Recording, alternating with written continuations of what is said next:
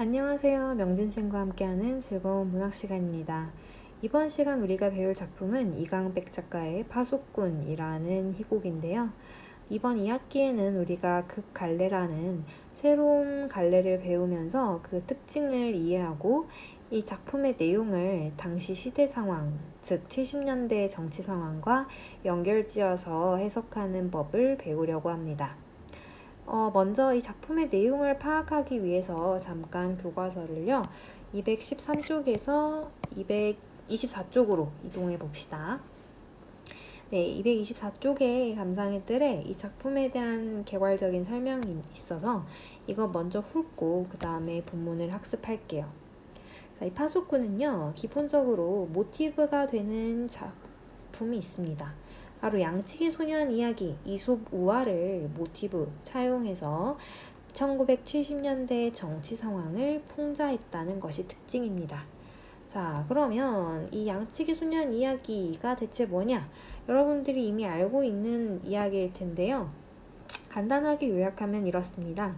어느 한 마을에 양치기 소년이 살고 있었습니다. 이 친구 심심해서 그냥 지루해서 심심풀이로 마을 사람들을 놀리기로 결심합니다. 어떻게 놀리냐? 그쵸? 늑대가 나타나지도 않았는데 늑대가 나타났다고 거짓말을 하는 겁니다. 놀란 마을 사람들이 대피를 하고 하지만 그 뒤에 이게 거짓말이라는 걸 알게 되죠. 그 다음에도 소녀는 또 거짓말을 합니다. 속았던 마을 주민들은 나중에 그게 거짓말이었다는 걸 알게 되고 이런 상황이 반복됩니다. 그러면서 마을 사람들은 이 소년에 대해 신뢰를 잃게 됩니다.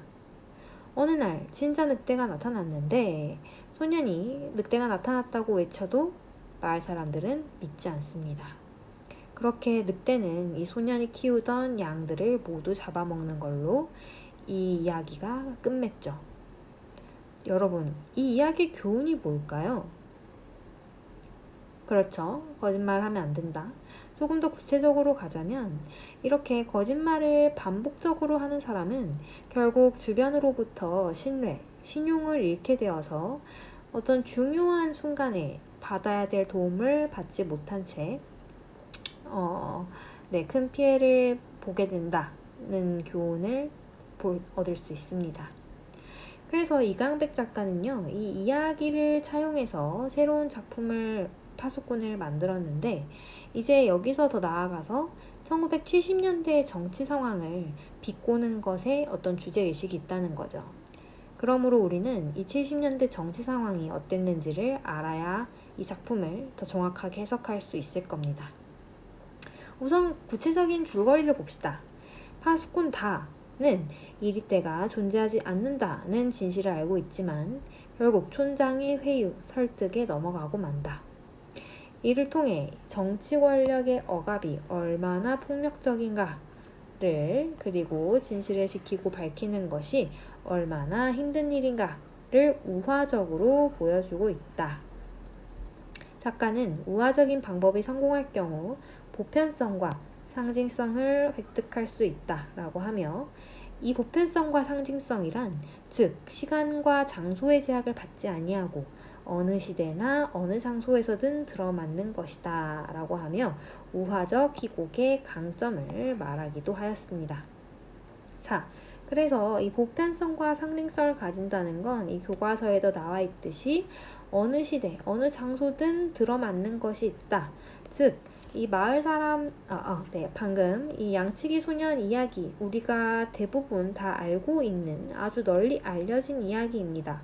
그래서 이 우화를 활용해서 작품을 만든 효과는요, 기본적으로 독자들이 이미 알고 있는 배경 지식이 있는 이야기이기 때문에 독자들이 쉽게 작품의 내용을 이해함으로써 이 작가가 전하고자 하는 주제의식을 보다 수월하게 느낄 수 있다는 겁니다. 네, 그러면 선생님과 함께 지금 이 파수꾼이 왜 우화를 차용해서 창작했는지 그 의도 내지는 효과를 한번 정리했고요. 그러면 다시 교과서 213쪽으로 돌아가 봅시다. 네, 그러면 한번 우리가 상황을 살펴보면서 이 내용을 공부를 해볼게요. 등장인물 체크합시다. 촌장, 파수꾼, 가나다가 있습니다. 선생님이 미리 준비한 PPT 자료를 보면요. 네, 이렇게 그림과 함께 볼게요. 이제 이 마을에는 마을의 지도자 촌장이 있고요. 또 마을의 안전을 지키는 파수꾼, 가나, 그리고 다가 있습니다. 자, 그러면 이제 무슨 상황이냐? 선생님이 그림으로 정리를 해볼게요. 이들이 살고 있는 마을에는 한 가지 질서가 있는데요. 어떤 질서냐면 이 마을 바깥을 어슬렁거리는 위험한 이리떼로부터 안전을 지켜야 한다는 질서입니다. 어떻게 지키냐? 이 마을 바깥쪽에 망루, 이렇게 감시하는 탑을 세워놓고 파수꾼들이 이리떼가 언제 습격해 오는지 감시를 하는데요. 이제 이리떼가 온다 싶으면 이 파수꾼들은 양철북을 두들기면서 이리떼다! 이리떼가 몰려온다! 하고 마을 사람들에게 큰 소리로 외쳐야 합니다. 그러면 이제 마을 사람들이 안전한 곳으로 대피를 할 준비를 하는 거죠. 이런 식으로 마을의 질서가 굴러가고 있는 상황인데요. 이 어느 날 망루에 새로운 얼굴이 등장합니다. 바로 신입 파수꾼 다가 와서 이 일을 배우기로 하게 된 거죠. 이 친구가요, 하루는 선배 파수꾼들이 모두 잠에 든 사이에 혼자 이리떼를 감시하려다가 굉장히 충격적인 진실을 깨닫게 됩니다. 뭔 진실이냐? 그동안 마을 사람들, 이 다를 포함해서 모두가 이리떼가 존재한다, 그리고 습격할 수 있다 라고 철석같이 믿어왔는데 웬걸 이 드넓은 황야에는 이리떼는 한 마리도 없고 오직 그 자리에는 흰 구름만 둥실둥실 떠다니고 있었던 겁니다. 이것이 진실입니다. 다시 정리하자면요. 존재한다고 믿었던 이리떼는 애초에 있지도 않은 가상의 적이었고요. 이 원래 진짜 있는 건 구름이라는 거죠. 자, 그러면 누군가가 거짓말을 했다는 건데 대체 누가 거짓말을 한 걸까요?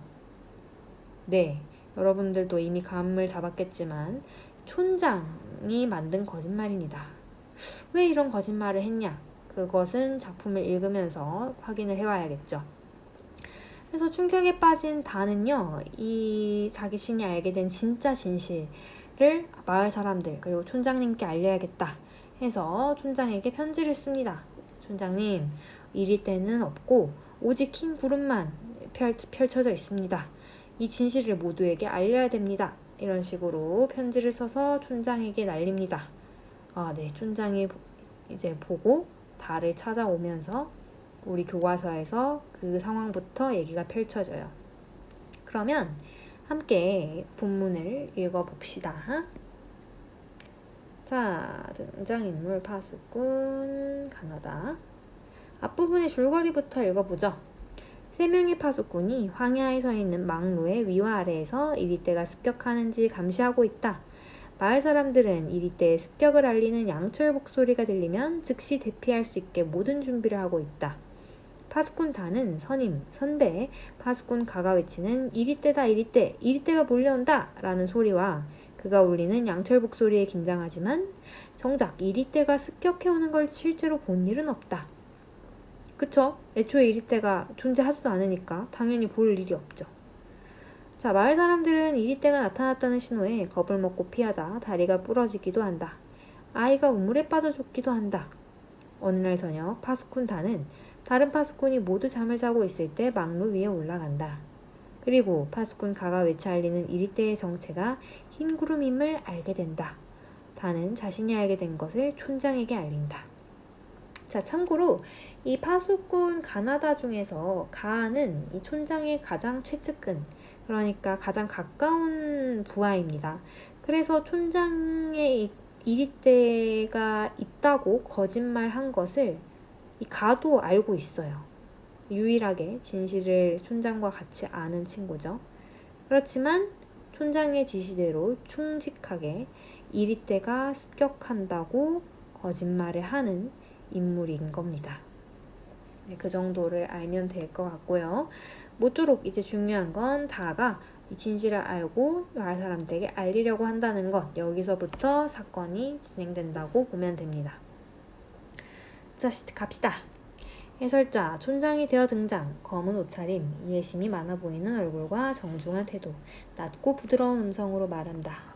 자, 이제 해설자가 촌장 역할도 하는 1인 2역인데요. 보면 이제 옷도 갈아입었어요. 그리고 표정, 말투 이런 것도 확연하게 바뀝니다. 이해심이 많아 보이고 정중하고 부드러운 음성. 착한 거 아니야? 네, 아닙니다. 지금 굉장히 위선적인 인물이라는 것을 강조하기 위한 착해 보이는 설정이라고 할 수 있어요. 그래서 이중적인 면모를 부각하는 설정입니다. 자, 수고하시는군요, 파스쿠님. 이라고 이 대사가 시작되네요. 그래서 왜 오셨냐고 파수꾼 나가 물어보니 추억을 더듬으러 왔다. 자, 그 즐거웠던 옛 추억. 오늘 아침 나는 그 추억을 상기시켜주는 편지를 받았다. 그래서 여기 온 거다. 그러면 이 편지 누가 촌장에게 보냈다? 그렇죠. 다가 촌장에게 보낸 편지입니다. 편지 안에는 어떤 내용이 있었을까요? 네, 진실을 담았겠죠. 이리떼는 있다? 아니다. 이리떼는 없고 흰 구름만 있다는 내용일 겁니다. 자, 그래서 마중 나온 나와 얘기를 하다가 촌장이 이렇게 말을 합니다. 오다 보니까 저쪽 덫에 이리가 치여 있습니다. 그래서 나가 드디어 붙잡는군요 하고 자연스럽게 퇴장을 해요. 이 상황을 고려했을 때 촌장의 이 대사에 주목해 보자면 이 덫에 이리가 치여 있다? 이 진실일까요? 거짓일까요? 그쵸, 거짓입니다. 거짓말을 했는데 왜 했을까요? 그렇죠. 이 나가 퇴장을 한다고 했죠? 이 나를 이 자리에 둔 채로 다와 얘기를 하면 되겠어요? 안 되겠어요? 안 되겠죠. 나도 덩달아 진실을 알게 되니까요. 그래서 얘는 빠져줘야겠어. 나를 내보내고 다와 단둘이 얘기하기 위해서 아주 자연스럽게 이리가 저기 치여 있으니 좀 처리해 달라 라는 부탁을 은근하게 던지면서 이 자리에서 나를 빼내는 겁니다. 자, 그럼 다와 단둘이 있는 상황 본색을 드러내겠네요. 자, 이것 내가 보낸 거냐? 하고 묻습니다. 나를 이곳에 오도록 해서 고맙다. 진짜 고마울까요? 아니죠. 반어법입니다. 이 촌장은 심기가 아주 불편한 상황일 거예요. 진실을 그동안 잘 숨겨왔는데 그걸 들쑤시는 새로운 인물이 등장한 거잖아요. 그래서 불쾌함을 반대로 표현했습니다. 근데 한 가지 유감스러운 건 편지 운반인이 도중에 읽어봤다. 아하, 이리떼는 없고 흰 구름뿐. 이게 이제 진실인 거잖아요. 그걸 알게 된 이 수다쟁이가 사람들에게 떠벌리고 있다. 어머, 이것까지 지금 폭로를 했네요. 자, 수다쟁이에 잠깐 세모 칠까요? 조금 후엔 모두들 이곳으로 몰려올 거야. 말하자면 그들은 불청객이지. 자, 우리 세모 친 단어들의 주목을 해보자면요. 이렇게 진실을 그동안 은폐해왔는데 그거를 알려고 하는 사람들에 대해서 촌장은 좋게 생각하는 것 같아요? 안 좋게 생각하는 것 같아요? 네, 당연히 촌장 입장에서는 안 좋은 사람들로 여겨지겠죠. 사람들에 대한, 자들에 대한 부정적인 인식이 드러나는 단어들입니다. 수다쟁이, 불청객. 더구나 그들은 화가 나서 도끼, 망치를 들고 올 거다. 이건 촌장 상상이죠. 그래서 왜 그러냐, 왜 그렇게 생각하냐고 다가 물으니 망루를 부수려고 그럴 것이다. 이 망루는 나중에 나오지만 촌장의 권력을 상징하는 동시에 민중을 통제하는 수단입니다. 그래서 그 성난, 화가 난 마을 사람들만 오지 않는다면 난 너하고 딸기 따러 가고 싶다. 이리떼를 주의하라는 팻말 밑엔 들에 잘 익은 딸기가 가득하단다 하면서 달콤하게 구슬립니다. 이 딸기는요, 그냥 과일이라기보다는요, 진실을 은폐했을 때 혹은 거기에 협조했을 때 얻을 수 있는 보상입니다. 그래서 입을 다물라 라는 걸 지금 은근슬쩍 표현하고 있는 거예요. 촌장님은 이리가 무섭지 않으세요? 라고 다가묻자 촌장, 없는 걸 왜 무서워하겠냐? 어머, 그러면 지금 촌장이 인정을 했네요. 이리가 허상, 거짓의 존재임을 인정합니다. 생각보다 빠르게 시인했어요. 그래서 아시는군요. 알고 있지. 왜 숨기셨죠? 알면서 왜 말하지 않은 거예요? 라고 다가 되묻습니다. 자, 이제부터 중요합니다. 집중해 볼게요. 말해주지 않는 것이 더 좋기 때문이다. 진실을 말해주지 않는 게 더 좋다? 촌장 입장에서는 왜 그게 더 좋을까요? 그렇죠. 촌장은 권력을 가진 사람입니다. 이 권력을 유지하는 게 촌장의 목적인데, 그러려면 이리때가 있다, 언제든 습격할 수 있다는 거짓말을 사람들에게 계속 주입을 시켜야 오히려 권력을 오래오래 가져갈 수 있습니다. 그래서 권력 유지에 이 진실을 숨기는 것이 오히려 필요하고 도움이 되기 때문에 촌장은 말해주지 않는 게 더 좋다라고 말합니다. 거짓말 마세요, 촌장님. 일생을 이 쓸쓸한 곳에서 보내는 것이 더 좋아요? 사람들도 그렇죠. 이리때가 몰려온다. 이 헛된 두려움에 시달리고 사는 게 그게 더 좋아요? 자, 생각해보세요. 이 촌장이 거짓말을 함으로써 마을 사람들은 정말 이리때가 존재한다고 믿고 공포에 떨면서 하루하루 삽니다. 마을 바깥에서는 파수꾼들이 자신의 인생을 이 이리때를 습격하는 걸 이리때 습격을 감시하는데 헛수고를 어떻게 보면 하고 있는 거죠. 그렇게 평생을 허비하는 겁니다. 그래서 그렇게 다가 말하자 촌장이 이런 식으로 합리화를 시작합니다. 얘야, 이리때는 처음부터 없었다. 없는 걸 좀 두려워한다는 것이 뭐가 그렇게 나쁘다는 거냐? 지금까지 단 한 사람도 이리에게 물리지 않았단다. 마을은 늘 안전했어. 사람들은 이리때에 대항하기 위해서 단결했다. 난 질서를 만든 거야. 자, 첫 번째 합리화. 안전을 보장하기 위해서는 이리때가 오히려 필요했다. 질서를 만들기 위해서는 이리때가 오히려 필요했다. 라고 합리화를 시전합니다. 첫 번째, 마을에는 질서가 필요해. 이해. 이리때가 필요하다. 그럴싸한 명분을 내세우고 있죠.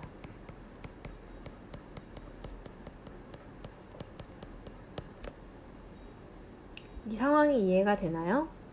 외부에 적이 있으면 이 내부의 사람들은 굉장히 단합을 잘합니다. 단결을 잘하고요. 이 질서에 굉장히 잘 협조하고요. 그러면서 나름대로 오히려 안전해지는 효과도 있습니다. 행동을 조심히 하니까요. 그래서 질서는 마을을 지켜주는 거다. 물론 저 충직한 파수꾼에겐 미안해. 덫들을 보살피고 북을 두들기고. 하지만 그런 일들이 헛되다고만 할 수 없어. 그는 모든 사람들을 위해 고귀하게 희생한 거야. 두 번째 합리화는 이렇습니다. 파수꾼들이 희생을 하기는 해요. 그거 자체를 부정하지는 않습니다. 근데 이제 이걸 어떻게 포장하냐면 마을 전체 사람들을 위한 희생이다. 그것도 아주 뜻깊고 의미 있는 고귀한 희생이라고 포장을 하는 겁니다. 아름답게 꾸민다. 그걸 미화라고 해요. 두 번째는 파수꾼의 희생을 전체를 위한 고귀한 희생으로 미화하고 있습니다. 그래서 난 네가 이해해 주길 바란다. 만약 네가 새벽에 봤다는 구름만을 고집한다면, 그러니까 이 진실을 알린다면 이 모든 게 헛된 일이 된다. 저 파수꾼은 헛북이나 칭게 되고 마을 질서는 무너지고 너 이렇게 모든 걸 헛되게 하고 싶진 않겠지? 하면서 아주 교묘하게 가스라이팅을 하죠. 다가 아니요. 제가 본 흰 구름은 아름답고 평화로웠어요. 저는 그걸 보여주려는 겁니다. 이제 외칠 거예요. 하고 쉽게 설득되지 않는 모습을 보입니다. 그래서 뭐라고? 촌장이 당황했겠네요. 자기 뜻대로 안 굴러가니까. 잠시 굳은 표정으로 침묵합니다. 이제 흥분하거나 감정을 막 드러내지 않아요. 생각보다 침착하게 대응하고 있습니다. 이러한 반응도 촌장의 성격을 보여주는데요. 돌발 상황에 상당히 경험이 많은 사람이라는 거, 그리고 이 순간에도 머리를 굴리는 또 다른 작전을 세우는 교활한 인물이라는 거 알 수 있습니다. 그래서 이리때 그게 뭐냐? 있지도 않은 그걸 길러놓고 마을엔 가시 울타리를 둘러 이제 이리때로부터 마을을 보호하는 물건들이죠.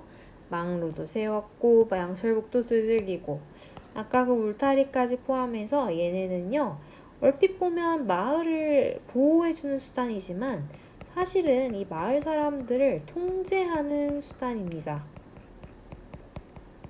통제, 이것이 더 본질적인 기능입니다.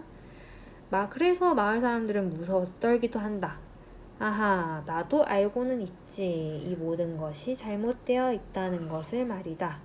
라고 하면서 촌장이 자기가 한 행동이 잘못되어 있다라고 인정을 하네요. 자, 그러면 자신의 그동안의 행동이 거짓, 그러니까 잘못했다는 것을 시인합니다. 근데 더 중요한 거는요, 이게 진짜 반성하는 것처럼 보이나요? 네, 여러분들도 잘 알겠지만 반성이 아니라 그렇게 인정하는 척 하면서 뉘우치지는 않는, 단지 이 상황을 벗어나기 위한 어떤 연기라고 이해하면 됩니다. 자, 그것도 모르는 다는 촌장님 저랑 같이 진실을 외쳐요 라고 제안을 하네요. 그래, 외치마. 진짜 할까요? 아니죠. 거짓말입니다. 장단 맞춰주는 거예요. 자, 그러면서 혼잣말로 오히려 이리때가 더 좋은 건 아닐지 몰라. 촌장은 계속 이리때가 필요하다고 생각을 합니다. 다 안심이 안 돼서 그래. 마을 사람들은 망루를 부순 다음엔 속은 것에 더욱 화를 낼 거야. 아마 날 죽이려고 덤빌지도 몰라. 이해가 되나요? 마을 사람들 입장에서는 거의 반평생을 촌장의 거짓말에 농락당한 거예요. 화가 나겠죠. 그래서 촌장의 권력을 무너뜨리고 어쩌면 촌장을 죽일지도 모른다 라고 이 촌장 스스로가 망상을 하는 겁니다. 그럼 뭐냐? 지금까지 이리에게 물려 죽은 사람은 단 한 명도 없었는데 흰 구름의 첫날 살인이 벌어진다. 이게 참 굉장히 교묘한 게요. 이리가 없으니까 당연히 물려 죽은 사람이 없겠죠. 근데 마치 이 촌장이 이리로부터 마을 사람들을 지켰다는 듯이 물려 죽은 사람이 없는데 너가 진실을 말하면 살인사건이 일어난다 라고 이 상황을 교묘하게 포장하고 있습니다. 자, 생각해보렴. 도끼에 찍히고 망치로 얻어맞은 내 모습. 살은 찢기고 피가 샘솟 흘러내릴 거다. 끔찍해.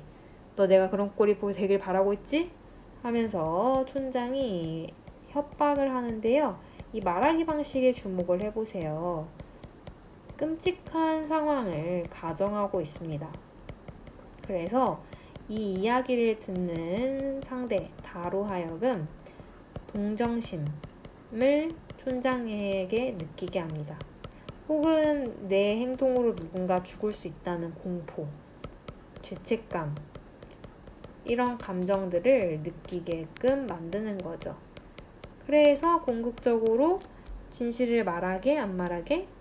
그렇습니다. 진실을 폭로하는 것을 미루게 하거나 포기하게 하는 것이 촌장의 목적입니다.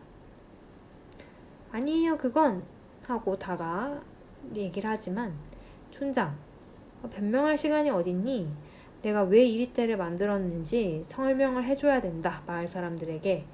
근데 지금 내가 말할 틈이 없다. 사람들이 오면 넌 진실을 말할 거고 흰 구름이라 외칠 거고, 그럼 사람들은 분노해서 도끼를 휘두를 테고, 그럼 나는 하면서 촌장의 공포에 질린 모습이 보이죠. 그러다가 촌장이 하나의 질문을 던집니다. 예, 너가 본 그 흰 구름 내일이면 사라지고 없는 거냐? 상식적으로 구름이 내일 사라져요? 아니죠. 날씨가 뭐 흐리고 맑고의 차이는 있겠지만 구름 자체는 늘 존재합니다. 진실은 늘 존재해요. 그래서 아니요? 라고 다가 대답하며, 하지만 나는 언제 외치고 싶다? 네, 오늘 이 진실을 외치고 싶다. 그러자 촌장이 냅다 이렇게 반응하네요. 그것 봐, 넌 내가 끔찍하게 죽는 것을 보고 싶은 거야. 더구나 더 나쁜 건 넌 흰 구름을 믿지도 않아. 내일이면 변할 것 같으니까 오늘 외치려고 그러는 거지. 아, 너 네가 본 그 아름다운 걸 믿지도 않는구나 라고 하면서 이 다에게 너 네가 본 진실을 못 믿는구나 라고 얘기합니다. 몰아가는 거죠. 그래서 다가 스스로를 의심하게끔, 이를 통해 다가 진실을 폭로하는 것을 오늘 할 수 없게, 적어도 미루게 하는 것이 이 촌장의 교묘한 말하기 방식입니다. 그래서 다가 그건 아니다 라고 얘기를 하자, 그래? 그럼 내일까지 기다려야 해. 내일 진실을 말하자. 하루만 좀 참자 라고 촌장이 회유를 합니다. 이 파수꾼 달을 껴안는 행동은요, 위선이죠.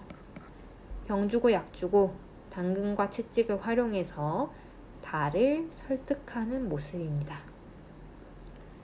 자, 이어서 봅시다. 오늘은 나에게 맡겨라. 그러면 나도 내일은 너를 따라 흰 구름이라 외칠 테니 내일은 나도 같이 진실을 외쳐줄게 라고 말하지만 정말 그렇게 할까요?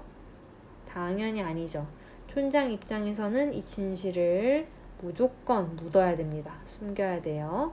그래서 오늘 말고 내일이라고 타협안을 제시합니다. 이를 통해 다가 양보하게끔 유도하는 거죠. 그래서 약속하시는 거죠? 하고 약속하는 척 하지만 촌장이 네, 그렇지 않다는 걸 우리는 압니다. 이어서 볼게요. 이 나가 돌아와요. 그래서 이 일을 못 잡았겠죠, 당연히. 그런데 이제 다가 좀 몸이 안 좋나 봅니다. 아픕니다 하면서 담요를 안 덮어서 병이 났다 라고 얘기하는데, 촌장이 그 병은 이만한 나이 때 누구나 한 번씩은 앓는 병이다 라고 얘기합니다.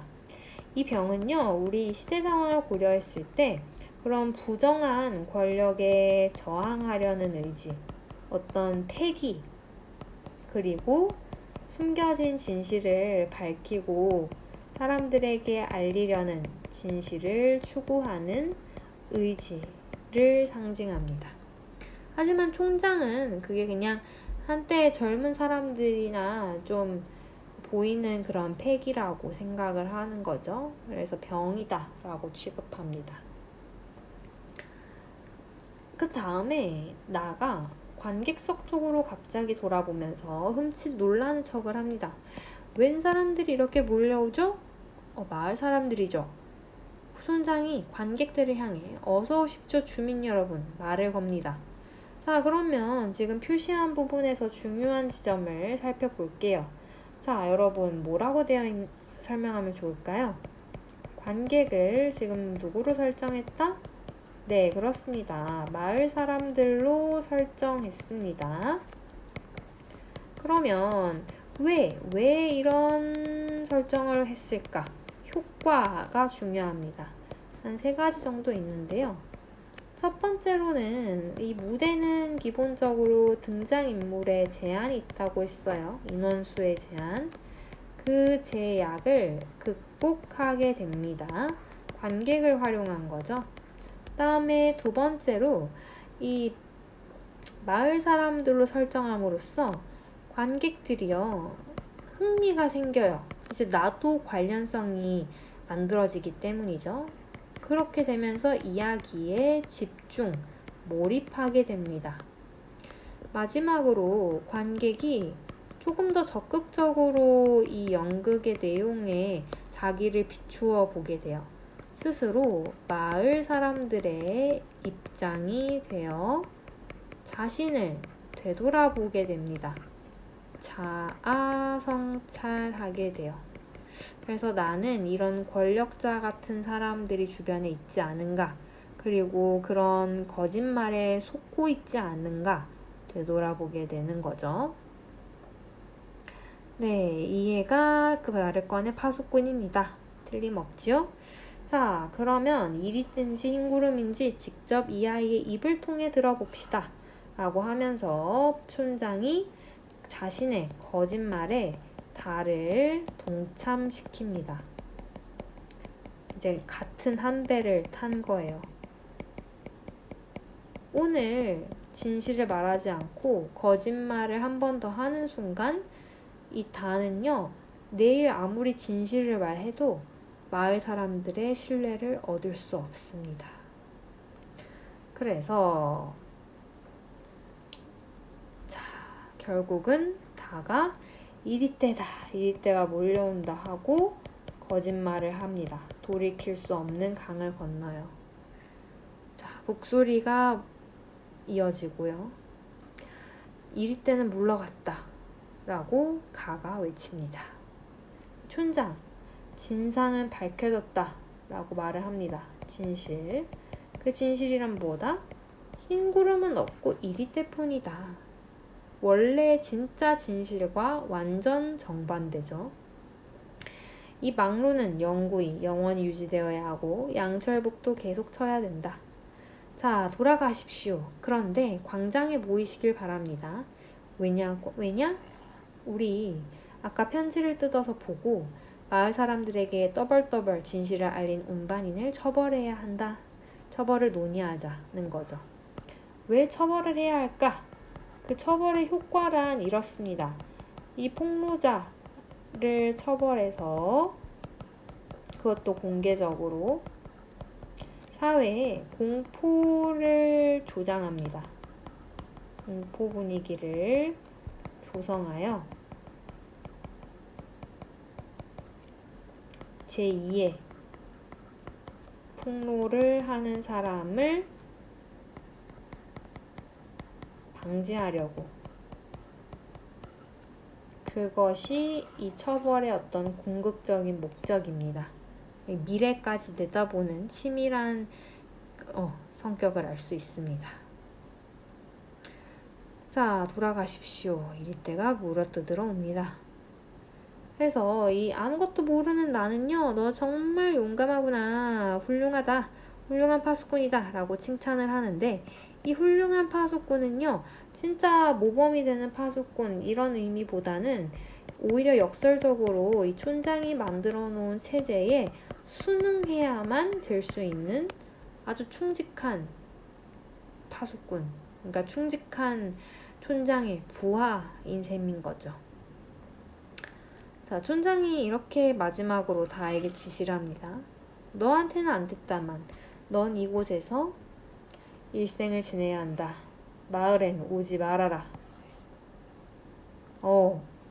내일 진실을 말하기로 했는데 그 약속도 깨지고 마을로 올 수도 없게 명령을 내립니다. 왜일까요? 그렇습니다. 다가 진실을 알고 있잖아요. 그래서 진실 폭로가 그런 가능성을, 일말의 가능성을 제거하려고, 여지를 차단하려 이 물리적으로 마을에서부터 격리시킨 것이 주된 이유입니다. 바람 부는 소리가 거칠게 들려온다. 이 음향 효과도 다 의미하는 바가 있어요.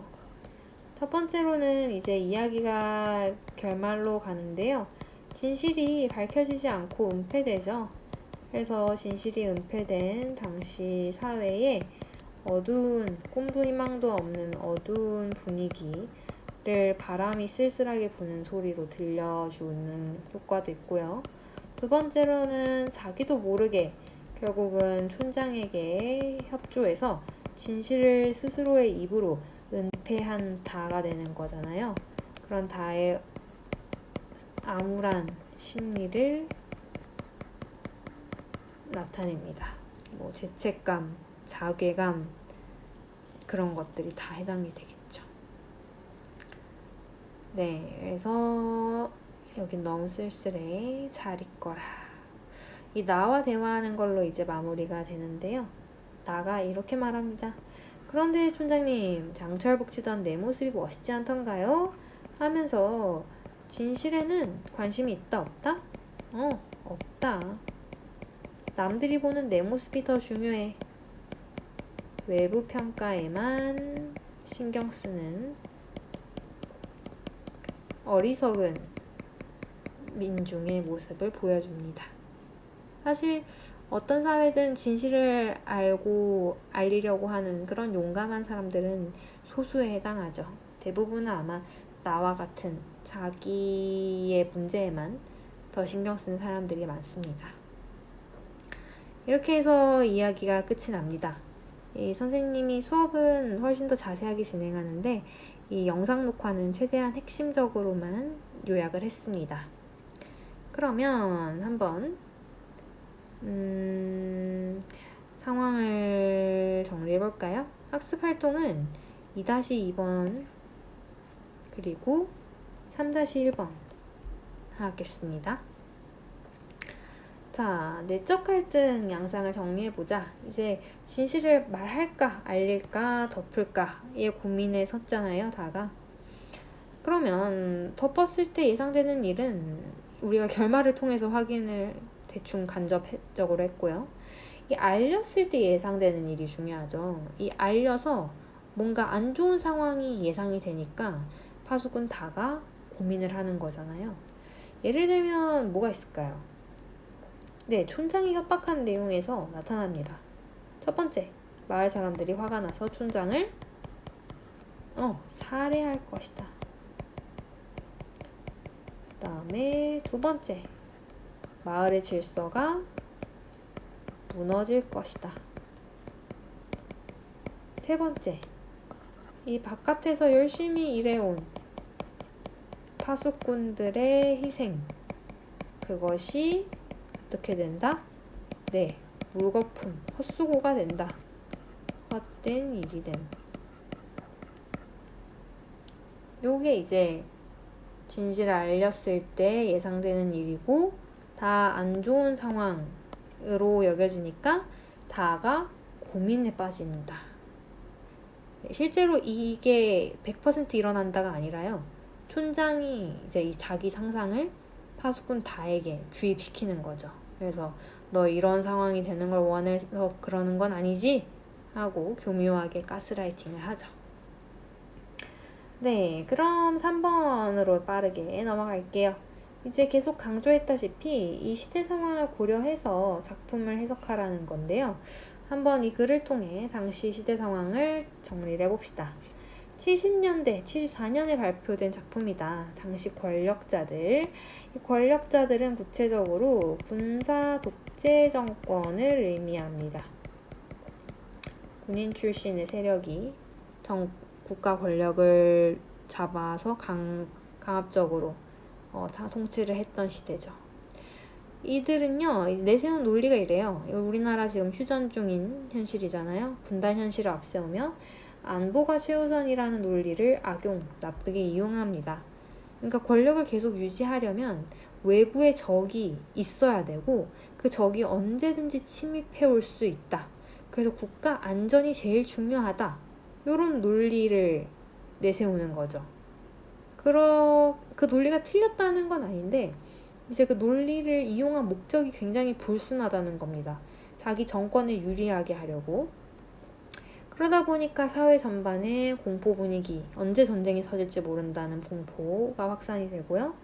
사회 질서는 정권에 유리하게끔 유지가 됩니다. 이때 많은 지식인들이 진실을 알리려고 했지만 탄압을 받았죠. 그래서 어느 정도 촌장과 이 파수꾼 다와 겹쳐 보이는 부분이 있죠. 한번 정리해 볼게요. 윗글을 참고해서 작품 속 인물과 소재의 상징적 의미, 역할을 말해보자. 자, 1위 때부터 해봅시다.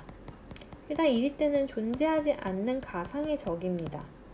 그렇지만 마을 사람들은 이게 존재한다고 믿기에 공포에 떨죠. 공포의 대상이 되고요. 또 한편으로는 이 1위 때가 존재한다. 이 자체가 어떤 하나의 논리가 돼요. 외부의 적이 존재하고 언제든 습격해 올 수 있다는 생각이 이 마을에 가득하게 되잖아요. 이게 마치 북한이 언제든 습격할 수 있다. 바깥에 북한이라는 적이 있다. 안보가 그러므로 최우선이다. 라는 생각이 강했던 당시의 사회와 겹쳐 보이는 거죠.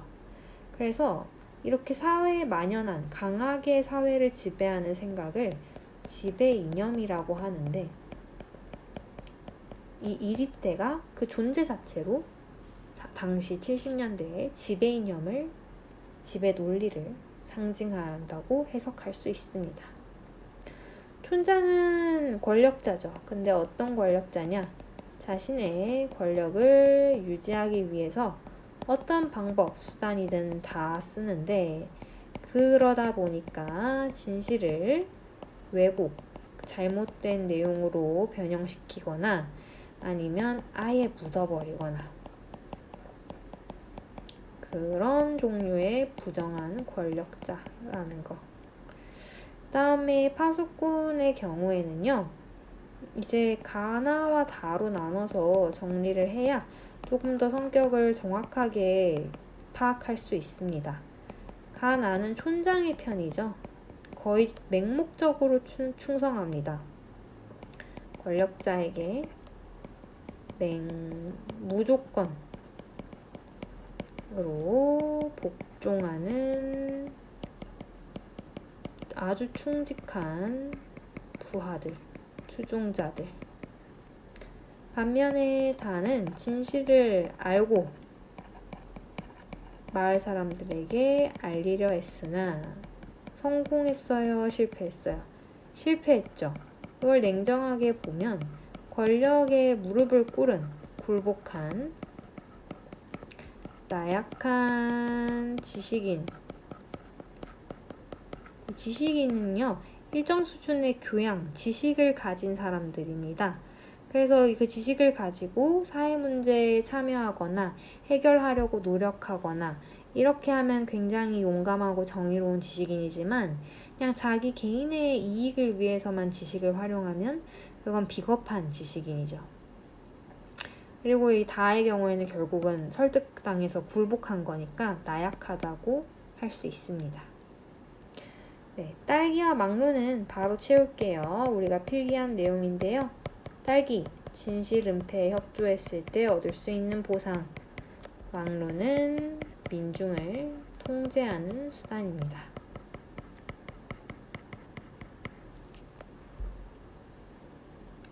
네, 이렇게 시대 상황을 고려해서 이 작품 속 여러 대상의 상징적인 의미를 파악해 봤습니다. 나머지는 넘길게요. 네, 정말 중요한 문제만 다루었고요. 그래서 이로써 이 작품의 학습을 마쳤습니다. 다시 한번 강조할 것은 이 작품은 그냥 내용만 딸딸 읽고 외우는 건 중요하지 않아요.